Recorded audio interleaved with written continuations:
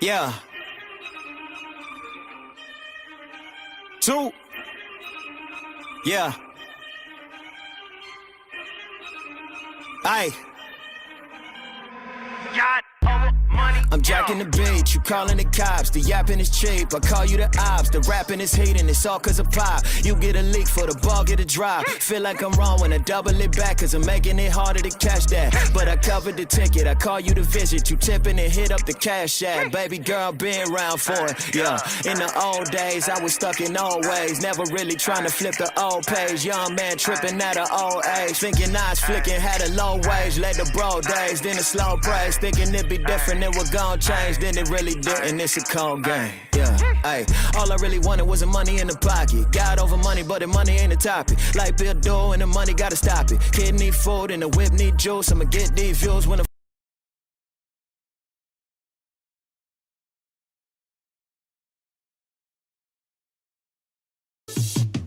Why they party? I'm in here grinding. Money I'm stacking. Why they rock diamonds? I can't relate to them, ain't my chick calming. I set a goal for me 2 or 3 commas. 7 figures, 8 figures to 9 figures. On a slow pace to get rich quick. Same time we just think different. Cause when you make it, it hit different.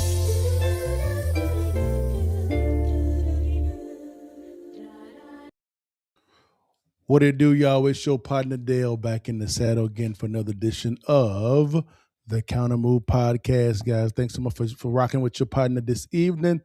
Today I won't be that long, but I will be strong. All right. If you guys could do me a favor, like, share, and subscribe. And if you see a little bell on the platform that you've been your partner on, don't you worry. Do me a quick favor, hit on that bell real fast, guys. So whenever your partner comes live, you can come kick it with your mans and them, baby. But guys, man, let's dive into the topic real quickly, guys. We're going to dive into it. Here's our topics for today. I think you guys are going to like this a lot. Number 1, guys, here we go. Man, Trump takes on mortgage rates. Guys, he has a plan that some are saying is crazy and some are saying that it's genius. And you'd be surprised at who's saying it's crazy, who's saying it's genius. Surprised. I was surprised. Number 2, Trump declares war on Wall Street. Man, this cat is going after institutional investors that are trying to buy one specific type of product in the United States. And we're going to walk through what that product is. Number 3, Trump targets credit card debt. Man, he's trying to cap rates at a certain percentage, guys. And some folks like, man, that's crazy.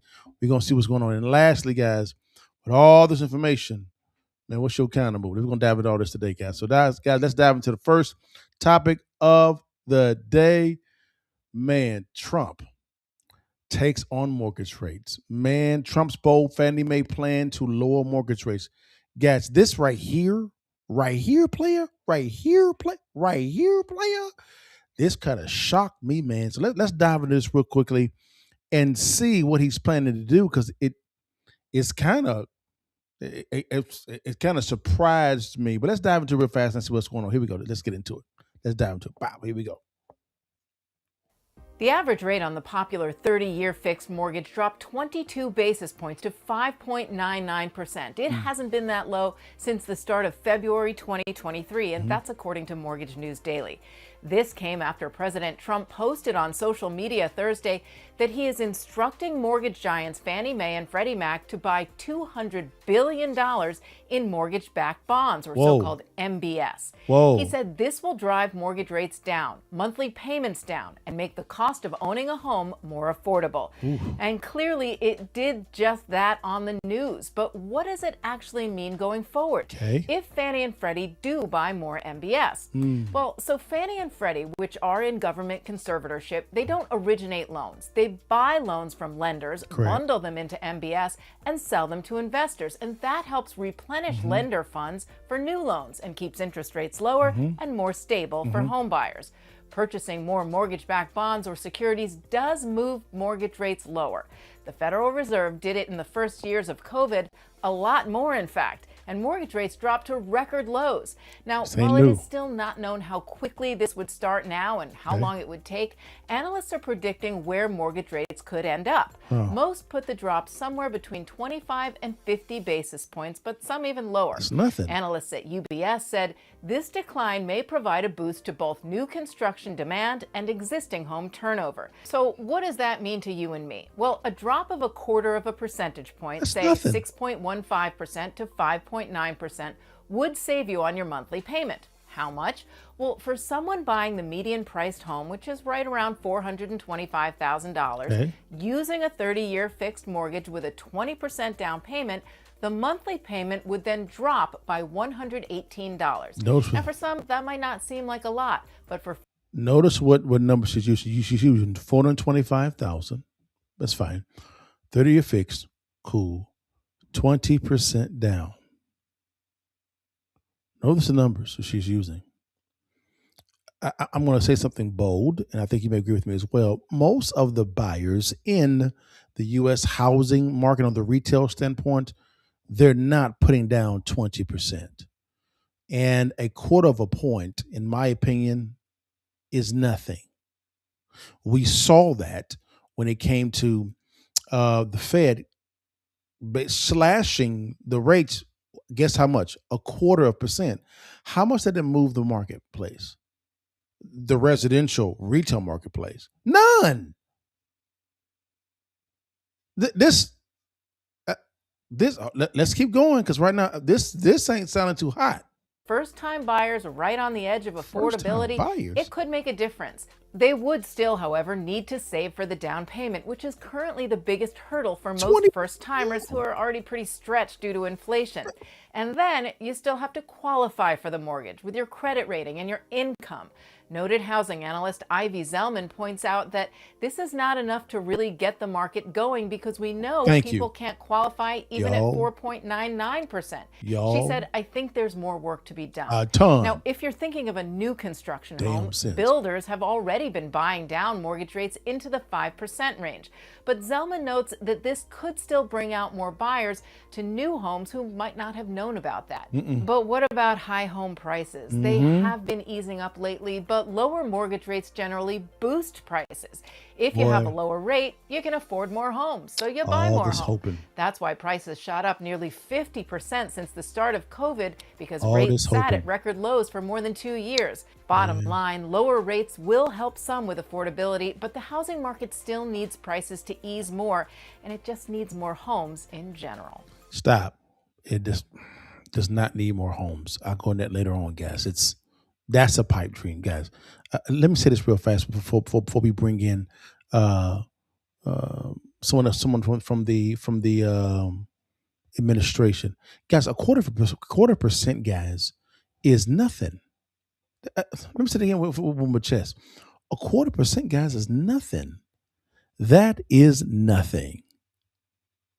We actually have evidence to say it's nothing. Evidence. Last year, we got evidence. We had 3/4 point rate cuts. Did it move the market? No. What is this? Is this a headline getter? Because this sucks. What is this? And guys, please don't listen to these people on TV a lot of the times when it comes to real estate. Not saying that I'm the end all be all, but guys, we don't need more homes. We don't. So what's happening, guys, is this here. Is typically what happens as a real estate investor. Typically, you have a lot of activity going on in the retail real estate market. What's that activity? Number one, you have new construction sales. That normally happens, not a problem. Number two, the biggest one, in my opinion, is people putting properties on the market to sell, right? To either grade or upgrade to a new house, right? Taking that capital, using that capital to go buy a new house, right? And typically they would get either equal type of rate or a lower rate. That ain't happening because people bought properties at a 2% interest rate, 3% interest rate. For them to sell that property right now, they have to go from a 3% interest rate to 6.25% or just 6%.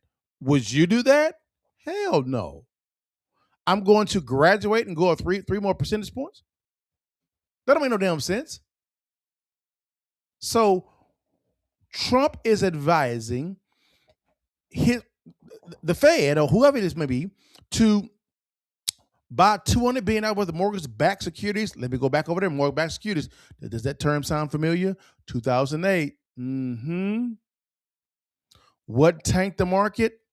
Bad loans in what? Mortgage-backed securities. And they keep saying investors would then come and buy these mortgage-backed securities. Guess who the investor is? You and your retirement accounts. Yes, sir. Why do you think the government bailed out AIG in 2008? Because your ass was the investor. Your retirement was the investment. You're the takeout partner. You are. Okay, let's keep going. Now let's bring in one of the FHA director, one of the directors. You'll get his name in a second in Trump administration, and let's see what he says about this thing real fast. Let's see what he says about this thing to see if he's making any damn sense. Because right now I ain't liking it at all. Let's get to it. Last night's housing announcement, which Eamon referenced there, has pushed mortgage rates below 6% today to hit their lowest level in nearly 3 years. They're 5.99, as you can see. Let's dig a little deeper into the president's proposals now with Bill Pulte. He's director of the Federal Housing Finance Agency. That's his name. Bill, it's great to see you. I was almost going to give you a pop quiz. I mean, You is look that nervous. about the level you think that mortgage rates should You be look after real this nervous. Look at announcement? him. Well, I don't want to comment too much on price action, but I will say this.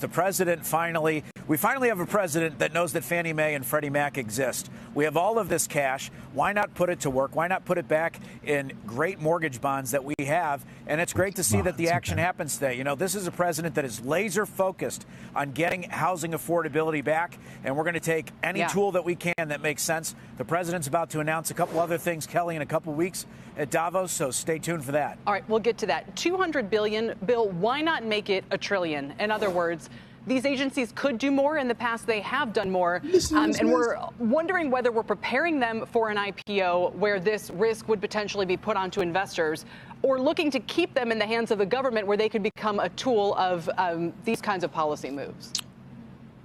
Well, $200 billion is a lot of capital. This is a very big buy. We're very excited about it. We've already begun executing upon it. I don't want to talk too much about how we're staggering it or what we're going to be doing, but this is also in the best interest of the American people. And it is in the best interest of the Fannie and Freddie team as well. Because why? These mortgage securities actually yield a higher result, and we feel very confident in the mortgage underwriting standards that the companies have post the Great Recession. Under President Trump, we are running Fannie and Freddie like businesses, and that's why we have the flexibility to do this and feel very confident that it's going to be safe and sound while also having the effects, like you said, of lowering mortgage rates. I mean, to be in the 5% range and half of the 5 handle, that's huge, Kelly. Nobody thought that was possible. Respectfully, Bill. Respectfully. Okay, you were at a 6 1/4. Okay. Maybe 6 1/4. It says 6 1/4. You go down to 5, 6, say 6, right? That's 0.25% downtick. That's nothing. All this hype over this move won't move the market at all, specifically in the areas that it needs to move it in. And for you to use government cash to buy government bonds, how that makes sense?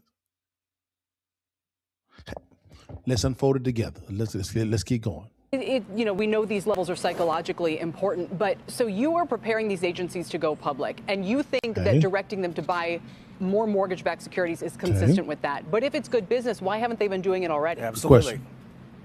Well, that's a good question. Why haven't they done it already? Why didn't the Biden administration put everybody years after COVID and order them back into Fannie and Freddie's Bump offices? all that, player. Why did the Biden administration have so much inflation? I can't answer these questions. Great. I can just Get back tell to you, the point. We have a president who is a commander-in-chief, but as a builder-in-chief, he is laser-focused on housing, Kelly. We're going to keep housing prices high, but we're going to make things more affordable. And that's what the American people voted him in for. Yeah. And you see that today with the mortgage rates being with the 5 handle. This is a very big deal. This, coupled with the ban on institutional investors buying, which I believe will happen, this is going to be very big. This is a big 1-2 punch this week, and there's more to come. One more, and then I'll move off of this topic. But there are many on Wall Street who are somewhat confused because I've seen reactions that say, oh, obviously they're not going to IPO these companies now. Obviously the president is pleased that they haven't done so. And yet you're saying that this is part of a plan to IPO them. And I wonder if that's because you want to make sure that the losses go on to investors and not onto taxpayers if anything, goes wrong. But can you just clarify the intentions?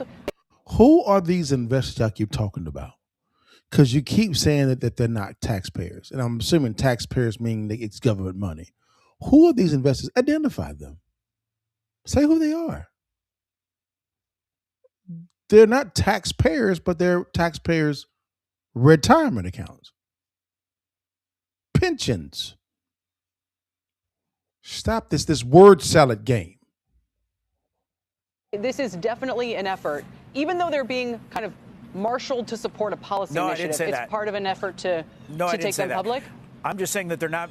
I'm just saying that they're not mutually exclusive. You can take them public if the president decides to do that, and it may actually help the IPO. And you can also look out for the American people. So it's a good use of cash, and it helps the American people. It's a very good thing as far as I'm concerned. Okay, I can say this here. I can say this here. If the cash was just sitting there and you do this, okay, I give you the benefit of the doubt. Don't see how it didn't help. It didn't really move the market at all. It caught headlines. Yay! Woo! It really didn't do nothing. It really didn't. Now, let's bring in some active investors in this, right? Those out there moving and shaking in the marketplace. You know what I'm talking about? Let's do that real fast, and let's bring folk in that can make a little bit more sense on the business scale, okay? Here is our people, our cats, our mans in them, PBD and the crew, PBD podcast, and also one of my favorite investors that are located on YouTube. I love his work, Mark Moss. Let's go get it. Here we go. President Trump said he is directing representatives to buy $200 billion in mortgage bonds to drive down rates, blaming former President Biden for what he called a broken economy marked by inflation, crime, and an American dream. He says his administration is restoring. Biden ignored the housing market and instead was immersed with high crime, open borders, runaway inflation, the Afghanistan disaster, and military that he left in chaos and confusion, Trump wrote on social. Everything was broken, but I, as the president of the United States, have already fixed it. Now I'm giving special attention to the housing market because I choose not to sell Fannie Mae and Freddie Mac in my first term, a truly great decision. And against the advice of the experts, it is now worth many times that amount, an absolute fortune, and has $200 billion in cash. He continued, because of this, I'm instructing my representatives to buy $200 billion in mortgage bonds. This will drive mortgage rates down, monthly payments down, and make the cost of owning a home affordable again. Tom. This is only one part of the puzzle. Okay. So he's obviously working with Bill Pulte, Fannie and Freddie. We assume that. Bill Pulte isn't mentioned, but Bill Pulte runs Fannie and Freddie. And so they're going to put $200 billion in mortgage bonds. That is available liquidity for FHA compliant mortgages, basically, right? So it's a stack of money. However, those houses still cost the same if housing prices don't moderate. And we have a limited supply of new building because building from Toll Brothers, Pulte, Lanier, there's like 4 of them that they're the majority, haven't had a chance to catch up with building yet. Why is that? So you need supply to catch up so the price of the houses will come down a little bit. Why is that, guys? And then, yes, you've got a mortgage that's a more affordable rate, However, a related story is escrow balances are going up, and that's where people are being asked to have set aside your payment plus a small escrow balance. That balance is like a little savings account to pay your property tax at the end of the year. And escrow balances have been going up. Why? Because the value of the home went up. Correct. We crossed 1231, and certain municipalities, depending where you live, reassess you based on 1231 and give you a new property tax. So this is a little bit artificial to take all that cash to go put the bonds out there so there's money available to lend. The bigger issue is still that the homes are expensive. Correct. There's not a big supply of new homes as alternative to purchase, and the insurance and property tax are linked to the current value of the home, which is still high. So this is a good start, but it's not a magic elixir to fix the whole market. I agree with that. Tom is spot on. I agree. Building new homes is not the only answer. You need to build new homes, you do, which is fine. But let's go back. Why are the new home builders having trouble unloading property? Simple. Folk are not borrowing money to buy because the rates are too high and the prices of the houses are too high. You actually have home builders buying down the rates just to attract buyers to come in and buy. And the home sales are not up, guys, because that's one variable that is not being talked about. The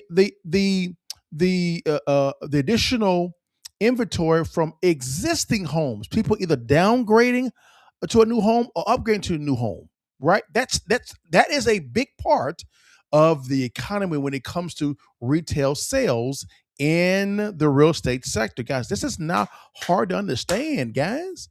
And then you couple in when it comes to property taxes and insurance, that's going up. So you have an affordability issue right now because, number one, I gotta agree, Biden has something to do with this as well. But also, be honest with you, what's going on right now is trash too. So we need to stop pointing toward Biden, right? And say, okay, what do we got to do to get this going? It's real simple. Now, I agree with Tom. Good first step, right? To get some liquidity out there. I changed my tune from the beginning. I don't understand if this is the only step. This is what I'm gonna go back to what I said before in the beginning part of the show. It don't make sense if this is the only move that you're doing. This is why I believe the next thing to fall, guys. Well, there's two more things that's gonna fall. Two more things. All right. Two more things. Number one, here are the things that's going to fall. Number one, it's going to be the big beautiful bill that goes into effect this month, right? Number two, the Fed chairman is retiring in May. Well, not retiring. His term ends in May. He's going to put his own chairman up in there, right? Nominate him, and also a governor as well of the Federal Reserve. That's going to also be the person, a new governor. Excuse me. Now, with that being stated, what Trump's new guy is going to do is he's going to begin to what? Massively cut rates. And this is when you're going to begin to see the blending on the retail standpoint, right? Because the government did all already said that cryptocurrency could be added to a retail buyer's balance sheet as an asset. Hello, you're going to begin to see some blending of, in my opinion, crypto and lending. Watch, it's coming. Let's keep going. Brandon. Yeah, I think it's just another name for QE. So, if you're artificially pushing down the price of interest rate or the level of interest rates, then that's quantitative easing, and it's going to, make it more appealing for people with extra money to buy houses because the rate's lower. So it's going to ultimately push up the price of houses. Correct. Like that's when housing prices went up like crazy, is when we dropped rates to zero. It went up from like an average of 350,000 to an average of 475 nationally from 2020 to today. So yeah, I don't think it's a long-term good idea. Like maybe it's a short-term, sounds good, looks good type of thing, but no, it's not a good long-term strategic plan. The only thing that's going to fix it is if we build a ton of houses at a much more rapid pace than ever. If the government subsidizes, or like if they're going to drop rates or anything, it should be loans for home builders so they can build houses faster. Mark.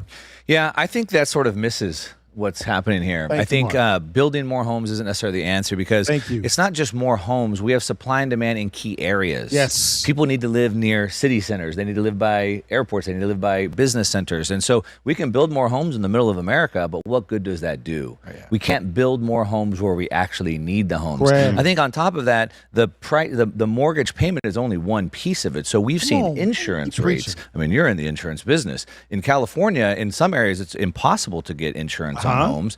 I have a place in Texas, in Austin, and rates are up like 5 times. Correct. Rates are up 5 times. Yeah, I mean, my insurance we have a ranch property there, and my insurance rates went up like crazy. And so that's really affecting the home building market. On top of that, you have all the regulations that have piled up. So the cost to build a home, not just the hard costs of lumber and steel, et cetera, but the regulatory costs and stuff have gone up so much. So there's a lot of problems that are holding the price of homes up as well. If you look at the U.S. median average of homes, it's like a perfect proxy for inflation. It rises with M2, rises with the Fed balance sheet. So I think inflation is in the seat here. Sure, we can lower rates a little bit, and that helps a little bit. But at the end of the day, the last thing I'll say is that nobody really buys the price of the home. They buy the payment.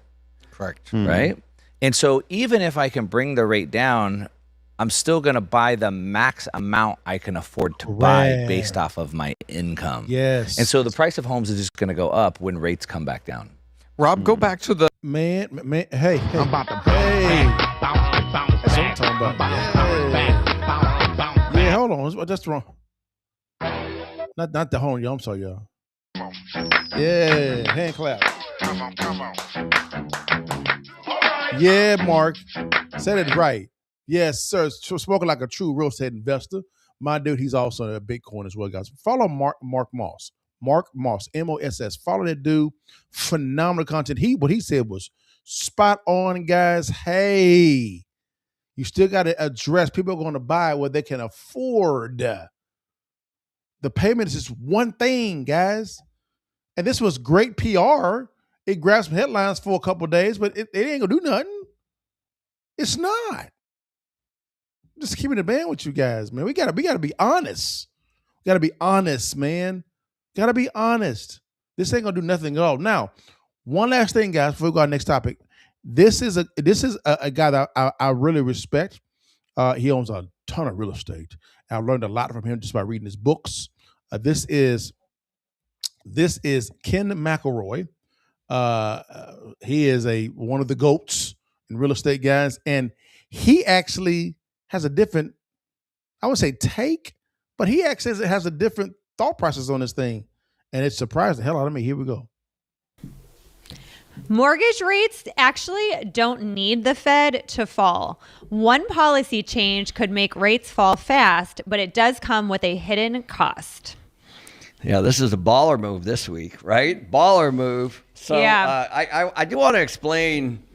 I think this is a brilliant move. I mean, I know a lot of people don't agree with everything that Trump does, but let me tell you why I think it's a brilliant move. Talk to me. And let's start back with Fannie Mae. What we're talking about is a $200 billion purchase of mortgage-backed securities, okay? So it hasn't happened, correct, just to be clear, but Trump has said he is going to have them, Fannie and Freddie, do that. Yeah, and here's I just need to give you a short little view of how everything came to be. So Fannie Mae was created actually as part of the Great Depression. So this it was created in 1938. Now I think this is important. And what was going on during that time? The banks stopped lending and the home ownership collapsed. Okay, so this is really important. And what it did is it was buying mortgages from banks to provide liquidity back to banks so that they would, again, make loans. And that ran pretty well up until about 1968. And then they privatized, oddly enough. So Fannie Mae privatized. And, you know, I know this is going back, this is important. Then what happened in 1970, they became too powerful. Okay. And so in comes Freddie Mac, which was actually enacted by Congress. And that's when they started trading publicly, and it's called the GSE, or government-sponsored entities. And now you can buy mortgage-backed securities, okay? And so this all of a sudden went cruising along. And then in the great financial crisis of 2008, things went sideways. Both these things were about ready to collapse, and the government took them over, and they put them in what's called conservatorship. Okay. This is really important because it's not nationalization, but it's conservatorship, which means that it was helping them not collapse. Okay. Now what's happened is they both have basically $100 billion sitting on their balance sheets of cash. And Trump's like, we need to use your cash to be able to buy down these rates. So essentially, he's just stepping right over the Fed. So this is a really important piece, and it's been in conservatorship since 2008. All Trump did was really just look at the balance sheet of these two entities that the government has control of right now, and he's going to be buying down these rates. Well, what I think is interesting about it is a couple of things. One is Trump is basically saying he does not need the Fed to lower the rates because the reason that quantitative easing is when the Fed starts buying these mortgage-backed securities. He's having trouble working with the Fed in order to do anything like that. So he's just like, well, how about instead of the Fed buying them, we just buy them straight through the companies that have the money that, promote the mortgages. And then in turn, it is good for Fannie and Freddie because if it stimulates the housing market and it creates refinances, that's actually good for them. So they're kind of investing in their own business. Stop right there. I got it. I got the play. All right, y'all. This was strictly a PR play. So all this was for Trump and his squad was looking to gain headlines, and they got it. They understood that $200 billion was not enough to move any type of market. So they were hoping that they're wanting the headline to come out and say, hey, Trump doesn't need the Fed. Right. I'll let you know in a second. And number two, this move is to lower the rate. So it gives the impression he's doing something. And he is. He's trying to do something. But at the exact same time, the whole thing was to grab headlines. That's all it was for. Period. They understood that this is going to go down to just a quarter of a percentage point. They knew that. They're not stupid. These are very smart people. They know what's going on. Right? They know. This was just for PR. But the second thing which is for us to say, I don't need the Fed. That's what he wanted because the Fed and Trump have been at odds for a long period of time, specifically Fed Chairman Powell and him. This is him to say, this is kind of two barrel fingers to the Fed. So I don't need you. I wouldn't be surprised because notice in one of the videos before this time, you saw one, I think on CNBC, the lady asked, she said, why don't you do $1 trillion? So could this be a way that Trump did $200 billion? So again, to get $1 trillion, you need that 200 billion times 5 is $1 trillion. Could Trump do 4 more of these plays throughout the year? Theoretically, cutting the rate down because right now it's at let's say 6. So if you do it 4 more times, cut it down to 5. Let me say it again. Could Trump's one of his moves be because of what the lady said, $1 trillion, which lead me to conclude that they could have done more. This is done in increments. He's saying, I'm going to be my own Fed. I'm going to be my own Fed, my own Fed by being able to use the capital from Fannie Mae, Freddie Mac, to buy down these rates by just issuing bonds. That's all I'm going to do. From a PR standpoint, it's kind of genius. It's kind of genius. I got to give it to him. But it's going to do a terrible cost because you're using government money to. That could be a catastrophic cost if he does this on a long-term basis. It's inflationary. It is.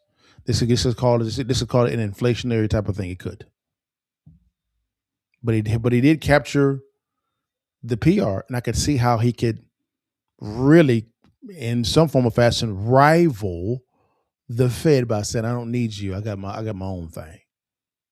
But if you couple that move with a new Fed chairman and a governor and a cohesive Fed governorship up there at the Fed, this could be a huge year.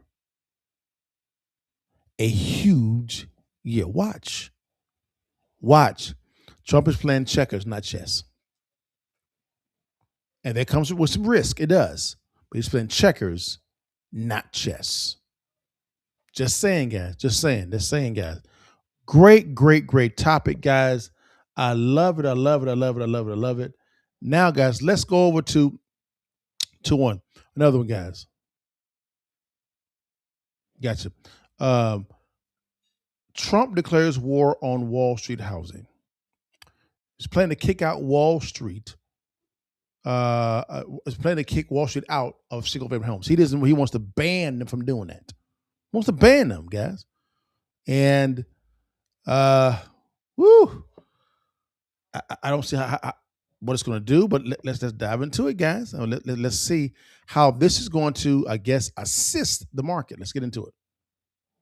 Kelly, the stocks of the institutional owners of single-family rental homes have just been taking a huge hit because President Trump just posted on social media that record high inflation has pushed Americans out of the dream of home ownership, especially younger Americans. And he said, "It is for that reason and much more that I am immediately taking steps to ban large institutional investors from buying more single-family homes. And I will be calling on Congress to codify it. People live in homes, not corporations. I will discuss this topic, including further housing and affordability proposals and more, at my speech in Davos in 2 weeks." Now, the key in that statement is that he would need Congress to pass something like that. But it's important to note, large institutional investors, and the biggest names are Invitation Homes, American Homes for Rent, and Progress Residential. It should be known they own less than 5% of all single-family rental homes in the U.S. They are concentrated in certain markets, which can push buyers out in those areas. But the vast majority of rental homes are owned by small to mid-sized landlords, mom-and-pop shops. But again, you can see those stocks are taking a huge hit on that, Kelly. Yeah, down 5-6%. So, Diana, this was a post on Truth Social. So We'll wait more detail. I imagine, private equity obviously has a huge component of this, and they've had a lot of friendly policies from the administration, including things like changing who can access them, trying to get them into 401k plans and so forth. Nevertheless, this shows you the administration is doing anything it can. I'm sure it's had 30 different proposals for how it can lower housing prices. They've probably heard 50-year mortgage. We hear various reasons why that wouldn't make much of a difference. Build more supply. I guess that's hard to do. Change the capital gains tax. Fine. They seem to be choosing, of all things, this one, and we'll see how much a difference that makes. But for these business models, they're not necessarily choosing just this one, Kelly. Look, they went after the builders in December, and you may remember that when he said that he was going to force the builders to build more homes, and he was calling them all to Washington to do that. And he did call many of the CEOs of the big public home builders. Their stocks took a hit as well on that. But then nothing came of it because they found, what could Fannie and Freddie, which is what he wanted them to do, what could they do to spur more home building? They're in the mortgage market. So could you lower mortgage rates and get more demand, and that would help them build more homes? But again, it's all in the details. And right now, the details are very scarce. How would you get these large institutional investors to stop buying homes? It would take an act of Congress or something. But remember, these are very big companies with very strong ties to the administration, especially when you talk about something like Blackstone, which owns single-family rentals. Yeah, and by the way, we're showing. So again, guys, we see right there, Trump is trying to make some moves here. Again, he's playing chess, not checkers. Now, let's see real quickly. Let's bring in our partners, PBD them again to talk about this. Oh, what happened? Hold on a second, guys. What happened? Let's bring in PBD real fast, guys, on this, and let's see. Last one and wrap up. So about Trump. Ban this. Let's get into it. Here we go. Trump says he's banning institutional. Rob, do you have that one? He's banning institutional. Let me go to this one. Institutional investors from scooping up single-family homes. We've been talking about that for a while. This is big. If they pull this off, this is very good for middle America.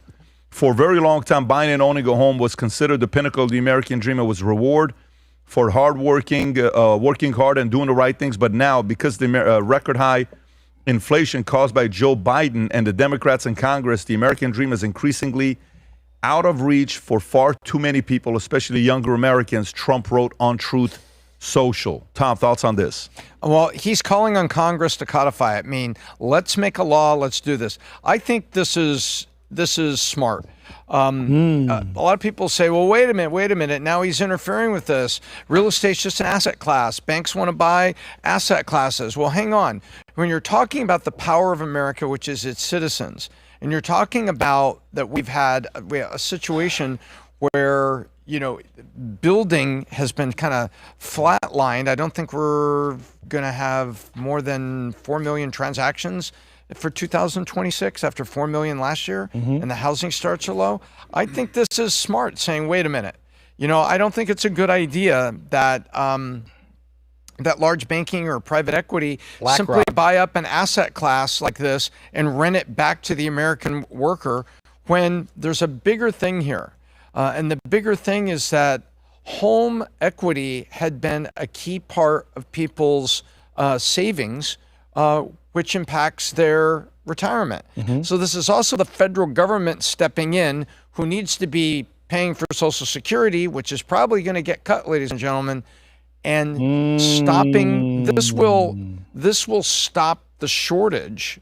Part of the shortage, Pat, will stop, because when these houses get bought up, there's fewer houses for people to buy, and so the price of those houses that are available to general public is pushed up additionally by all that printing of. I agree with Tom here. There are companies like BlackRock or Blackstone buying up single-family residences, guys. I know here I'm in Dallas. I know in Forney, a Wall Street company came out there. I believe it was Blackstone, or BlackRock, one or two, went out and bought an entire subdivision. They paid 25% over the asking price, therefore forcing out retail buyers from buying homes. So banning these type of institutional investors to buying these homes, I understand it, but I think that I think Trump is again selling a little bit here, because of the fact that how can I say this? Blackstone or BlackRock, they're only buying 5% of the homes. They only own 5% of the homes in the U.S. This is overblown. It's overblown. I understand from a PR standpoint, it makes sense, right? If you can force them out, you can actually have at least maybe 1% of them actually, let's say for instance, they liquidate for 1% or 0.25%, well, 1%, which is fine. Okay, that's fine. Now you get 4%. They only own 5% of the single residences in the U.S. 5%. That's nothing. That's nothing. The problem is you have sellers that want too much for their properties. You have people that cannot afford to make these mortgage payments, and you have high mortgage rates. That is the issue. Period. This is another PR play, and this is not me just saying this at all. You got Grant Cardone saying this. He spoke to Ryan Pineda, and I'm gonna find it real fast, and I'll play it with you guys. Ryan, I don't know about Grant Cardone. I'll say Grant, and Grant had a great take on this. I wanted to play it. I just thought about it just now. Let's see here. Where did it go? Is this it? Hold on 1 second.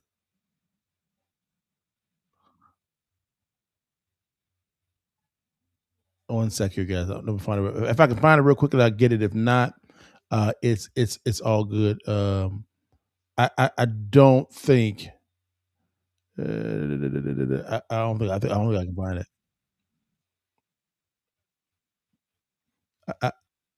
I can't find it, guys. Sorry about that. Yeah, I can't find it. It's what it is. What it is. Here we go. Got it. Just found it. Here is Grant Cardone, real quickly, guys. I want to see this. Again, he's one of the GOATs. If you don't like him, I don't care. He's one of the GOATs. great salesman. He's OG. He's OG. I gotta give it to him. He is an OG. But here is Ryan Pineda as well as Grant Cardone. I'm gonna go back to my original one. Here we go. Boom. Here we go. Let's just get into. Here we go. What's up, dude? Dude, I got you live on the podcast right now. We were talking about you. Did you see this new news with your boy Trump? Of course I did, dude. I knew about that 60 days ago. So what's going to happen? I think nothing's going to happen. Everybody that's looking to buy a house, y'all got to quit complaining and acting like victims. Look, 40% of America does not have a mortgage on their home. 65% have a mortgage under 4%. Institutions are buying real estate because Americans aren't. And so Trump's going to do this. He's going to be like, yeah, that's not right. So what? He's a promoter first. There you go. What do you think these guys like America Home for Rent and stuff who've been buying up all these single families, what do you think they're going to do? But they're not. Everybody thinks they're buying all the homes. Institutions own less than 5% of less all than the 5. housing Told stock y'all. in America. Told you guys y'all. are overplaying this thing. Exactly. You think Trump's just doing it for PR? Yes. Is that the assumption? Trump is the greatest promotion Told man y'all. in the world. I told y'all. Second, maybe to Elon. I'm going to put Grant on speaker right here. What's up, dude? Again, this is all PR. This is all PR, guys. If these investors, institutional investors, Wall Street, only own less than 5% of the entire homes, single residences in the U.S., this is a PR stunt. It realistically, sorry guys, it's a PR stunt. That's all it is. It's all it is.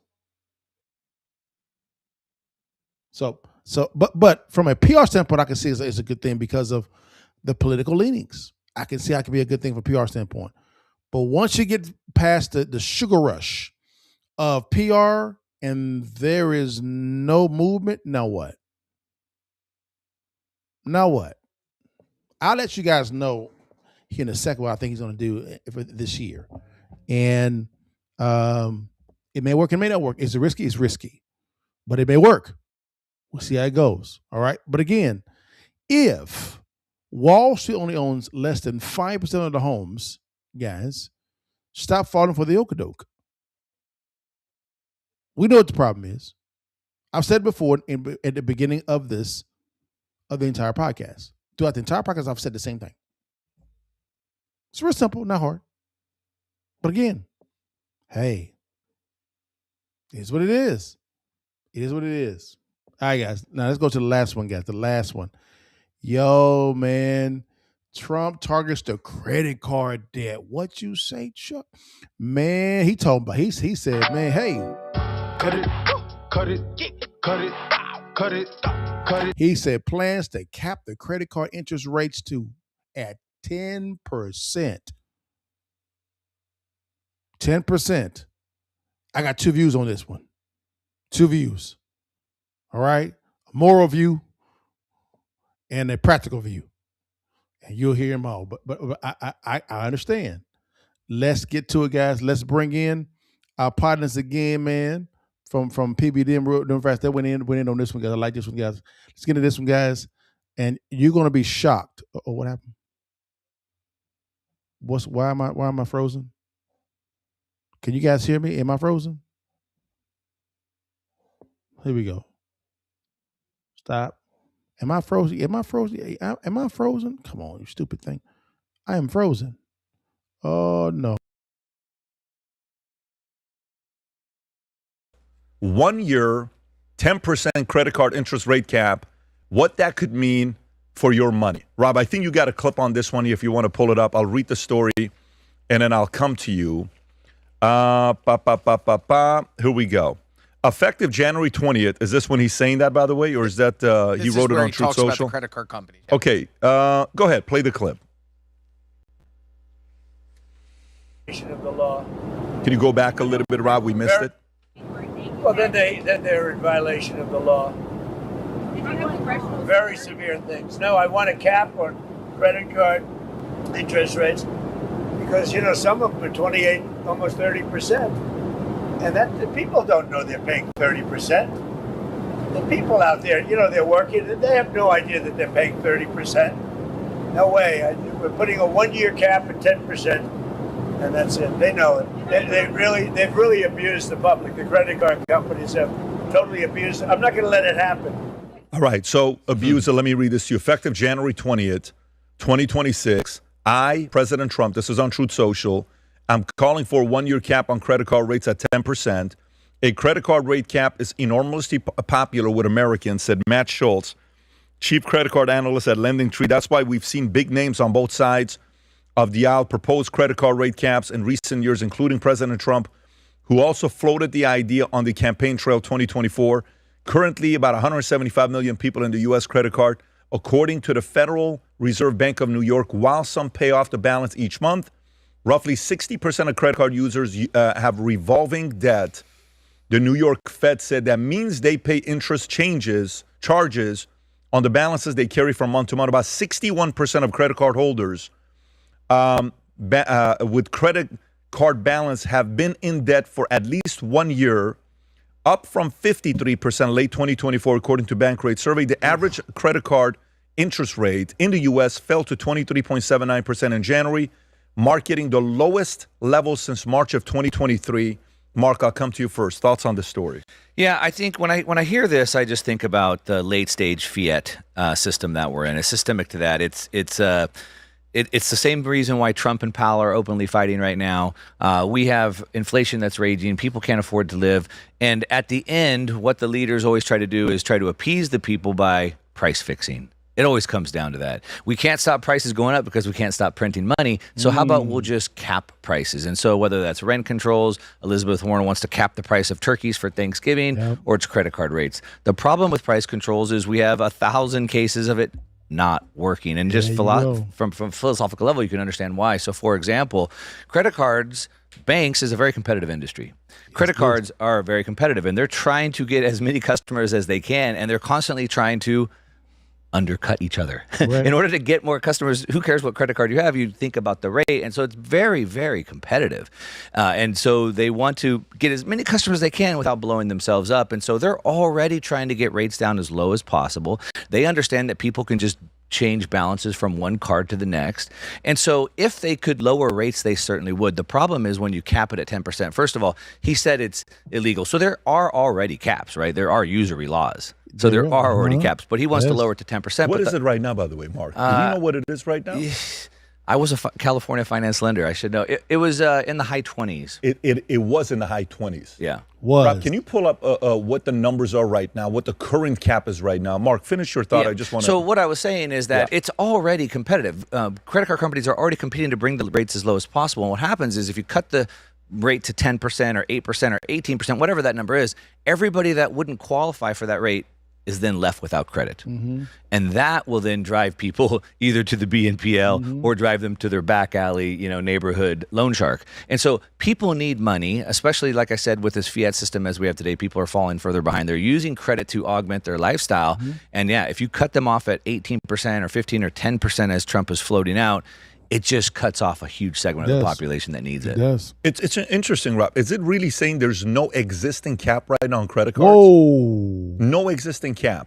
Whoa. That's really what it says? So there's no cap right now on credit cards? Usury laws don't apply to credit cards is what it says. Is that what it's saying? Where do you see that? Oh, state usury laws generally don't apply to credit cards because most major issuers locate themselves in states like Delaware, South Dakota, or Missouri that exempt credit card debt from strict caps. Wow. Okay.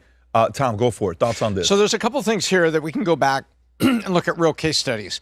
In late 2021, early 2022, credit card companies reduced people's credit limits across the board because the economy was tough. And so they were handicapping the fact that, a lot of people are probably going to go for cash advances because money was tight, but they were going to have issues paying it back.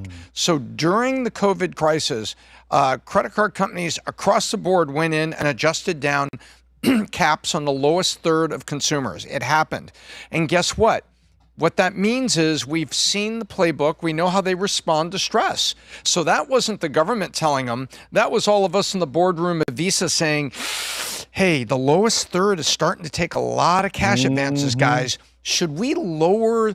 these people have a $25,000 limit. Should we lower it to 20? Just send out the notice, lower it right now. Yes, let's do it. Because they were mitigating risk. So we've seen that happen. Point one. Point two is what you have right now is the credit card companies are competing with each other. The reason the rates are coming down a little bit is because the federal rate was cut a little teeny bit. So the rates are coming down because they're trying to compete with each other. This is why Capital One has spent billions of dollars in the last 5 years on consumer advertising. What's in your wallet? They want it to be the Capital One card. So they're competing with each other very, very stridently. What's going to happen if you put the cap, it's just like COVID. They're going to lower the limits and people are going to turn to BNPL or other things. Now, this is well intended by the president during a time of affordability, but I think right now the credit card companies operate in states that are most favorable to them. They do. Great strategy. But also they're competing with each other.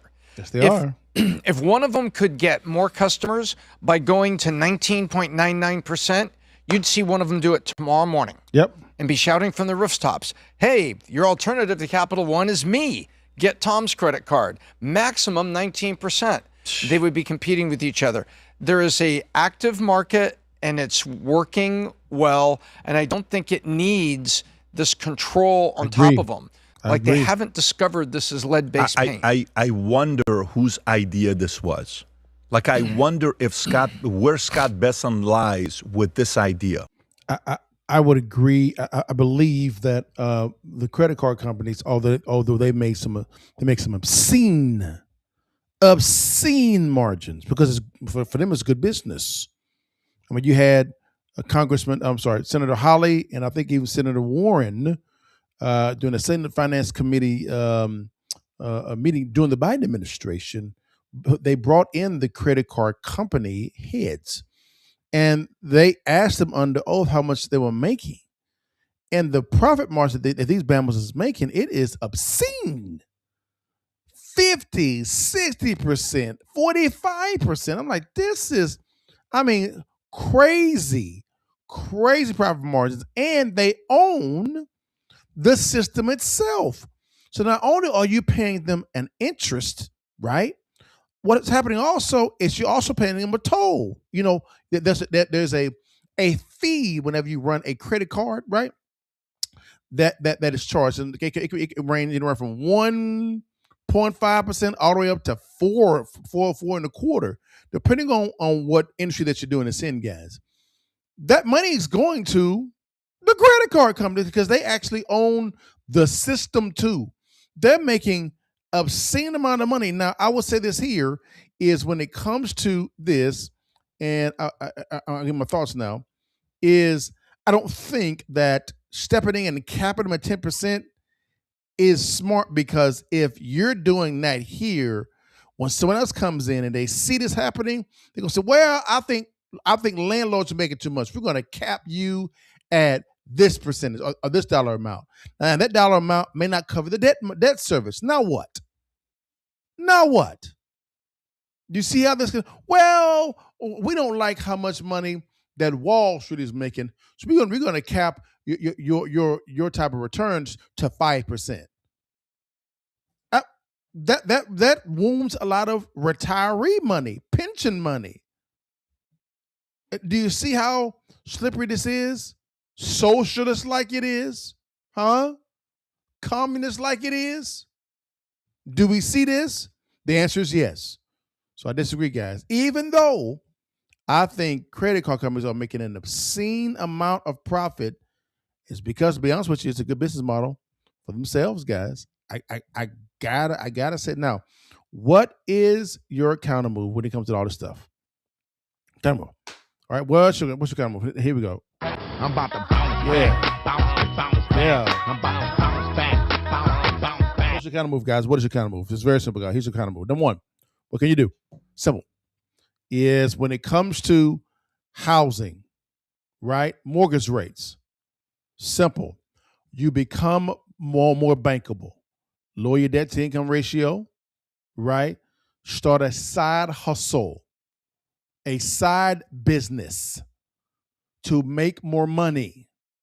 Become more disciplined with your finances. And you always be bankable. That's how you're able to get a property at the right price point, right?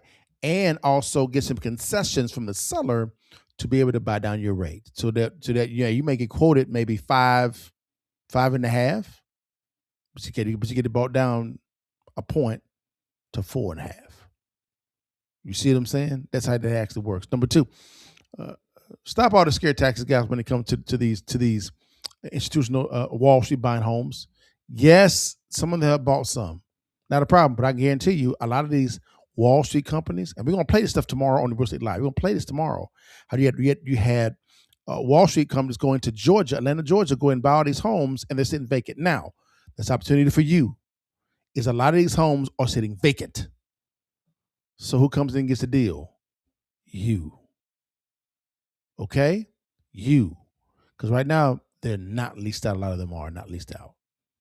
So don't be afraid of Blackstone or BlackRock or Vanguard. Pick a name, right? To go in and buy these homes. I guarantee you that they're not cash flowing because why? They're vacant. Go to negotiate, baby. Go negotiate. And that's number three, guys. Hey, there's a guy that I want you guys to follow on social media.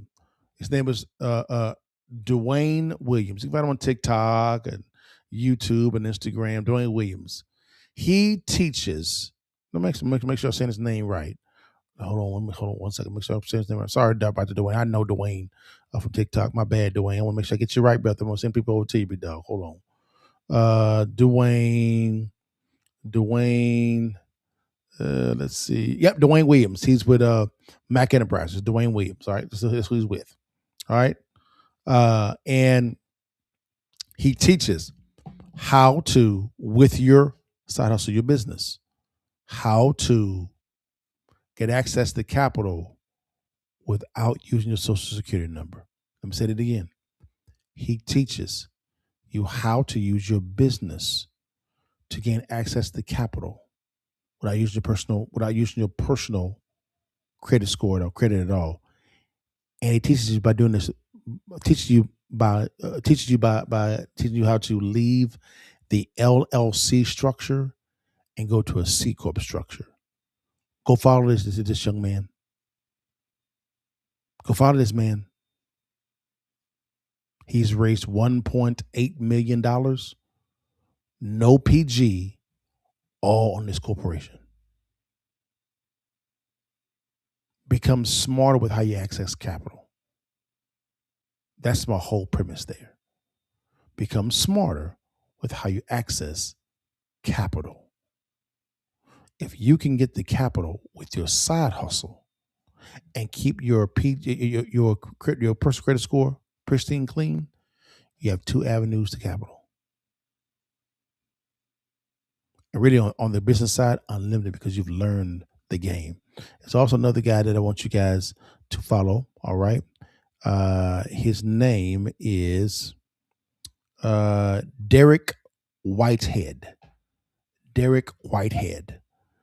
He has a company called Economic Masonry. Again, he does the same thing, but on another level, right? That Dwayne does. He teaches you how to get access to capital by structuring your side hustle the right way.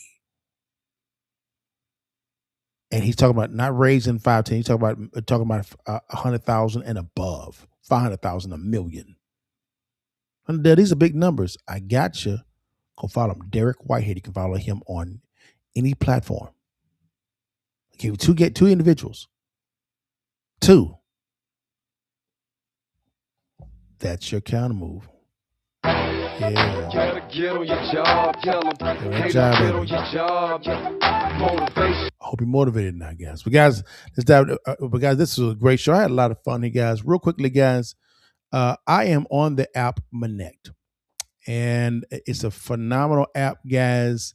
If you want to ask me any questions at all, guys, about business, marriage, finance, scaling, you can reach out to me on Monect. I can respond to you via text message, voice phone call, video message.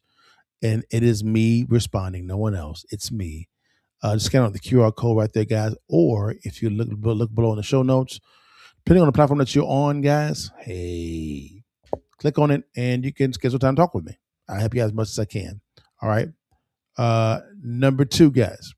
Also, guys, I'm in real estate development, I'm in real estate development, and I buy a lot of real estate. So I'm giving away a free ebook. It's called Distressed Property Investing. I tell everybody, specifically right now, you make money when you buy, not when you sell. Make money when you buy, not when you sell. How do you know? How do you buy right? It's simple. You learn how to discover where distressed properties are located. Once you learn how to discover where they're located, easy work then. You make money when you buy right. So we buy properties below wholesale. All right. How do you get access to this free book? It's free.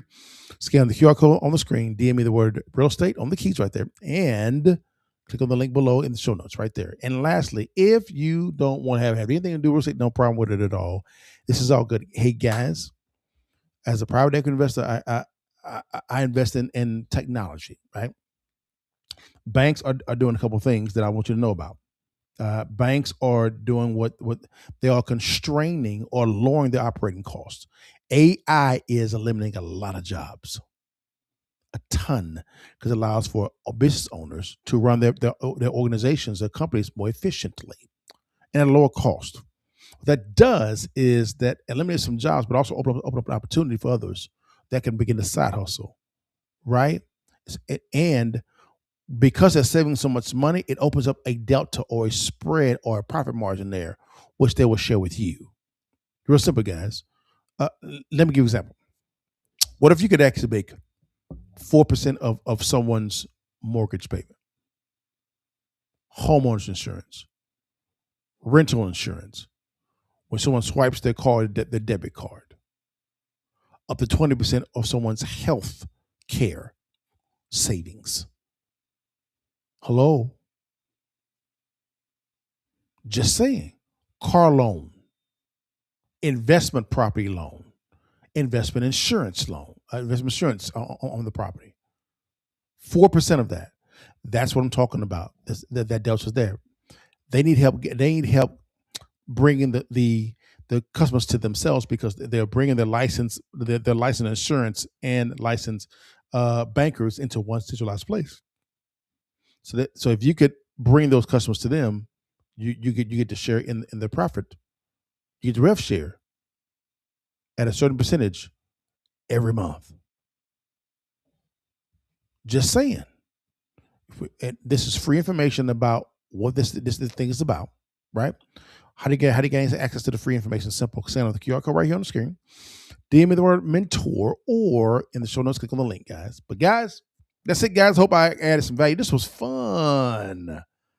I enjoyed it. Also, tomorrow, 5 p.m. CST. Hey, Cliff and I will be doing Real Estate Friday Live, baby.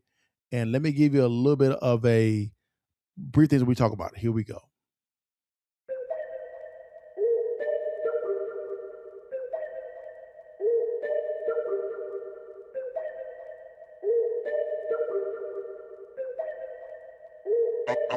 Okay.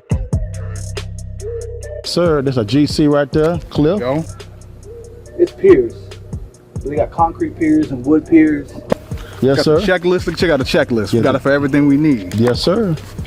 Right, you forget some things sometimes. Mm-hmm. So this is going to outline, make sure you hit every single thing. What's the foundation, plumbing, electric, painting, pouring, everything. So you don't miss anything. Okay. You want to make sure you get all your checks. Okay.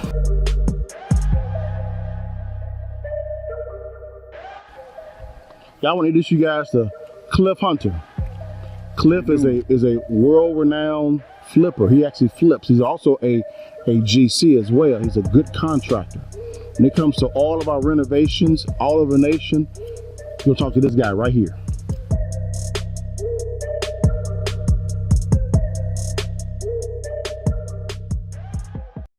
Guys, that is Cliff Hunter and myself. That's something that we'll talk about a lot on real estate. It's all things real estate, guys. Hey, at 5 p.m. CST, every single Friday, all right? Come kick it with your partner, Cliff and I, Real Estate Friday Live, guys, all right? And also, Cliff is a licensed appraiser. But guys, man, I hope I added some value to you today. I hope all is well. Do me a favor, guys. Lastly, my bad, y'all. I always forget this. Guys, I am beginning a new series, guys. All right. It's called the Countermove Podcast, the interview series, where I bring in a business titan or guy on to or female onto the show. We talk about where they're from, how they're able to scale, and we walk through the strategy of how they're able to scale, go from zero to nothing. Zero to their success on a whiteboard, guys. I'm going to begin that, guys. Let me give you a little bit of a sneak peek of this. Here we go. One of the many questions that I receive is, Liddell, how do I get into those rooms? Well, this interview series is just for you. So welcome to the room. We on now. They respect us cause we on now. Money up, run a whole town, don't we? This power money can't slow down. Money won't slow down.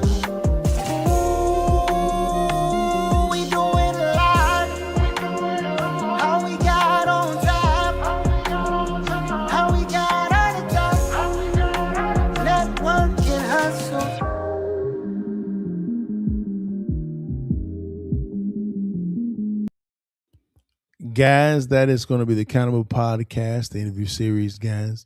I think you're going to really enjoy that. I'm going to probably end up launch that in the next couple of weeks. And I have a slew of guests already kind of slated to come on in this thing, guys. But guys, thanks so much for your time. God bless you. I see you tomorrow at 5 p.m. CST. You know how I see it every time, baby, because I look better than you. Before you leave while you can. You see that thing, baby. Take that picture for your mama and them. And holla at your partner. God bless you guys. See you next week. See you tomorrow, y'all. All right, y'all. Peace. Still working 40+ hours a week and still broke. Inflation's outpacing your wages. Insurance is insane. And your side hustle just isn't cutting it. What if I told you there was a way for you to build income by leveraging and using the exact same technology that banks and big corporations currently use right now, with no inventory and no tech skills needed? We have helped hundreds escape the paycheck-to-paycheck trap by sharing smarter services like lower cost healthcare, competitive auto and home insurance, better loan products, higher yield bank deposits, and even ways to cut energy costs, all in one place. Take this 30-second quiz to see if you qualify. Click on the link below or click on the link in my bio.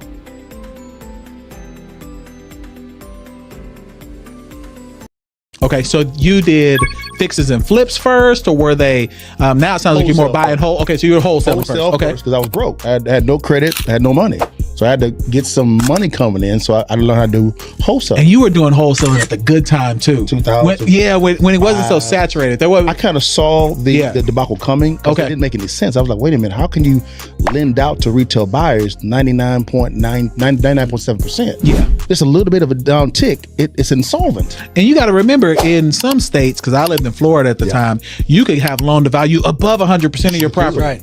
The first property that I bought, it was 110%. We left the bank with like $30,000. Yes. Yeah. Yes. It was amazing to me. I was like, why am I not doing this all the time? But then clearly 08, 09 let me know why people shouldn't have been doing that all the time. 08, 09, that's why I made that lion's share of my money. Wow. Okay. Actually running from the cows, I was running to it. Of course. Because I saw it was coming. Okay. A lot of my business colleagues back then were buying flippers. Yeah. I didn't think it was wise for me to share 50% of my profit with Uncle Sam. He didn't do no work. Okay. So why would I give him free money? Of course. Okay, how can I make sure I'm still legal, but keep the lion's share of the cash flow? Of course. So I began studying the tax code with my accountants and CPAs, and I said, okay, I'm going to buy and hold a lot of properties. Now watch this. I actually buy a lot of properties. I take home money when I actually acquire it. Every single time. Okay, you need to break that down just a little bit. If you'd like to learn how successful real estate investors make money when they acquire real estate and not when they sell it, click on the link below, swipe up, DM me the word real estate to download our free ebook, Distressed Property Investing. The blueprint is in the ebook. Stay blessed. I'll let your partner and download the ebook today.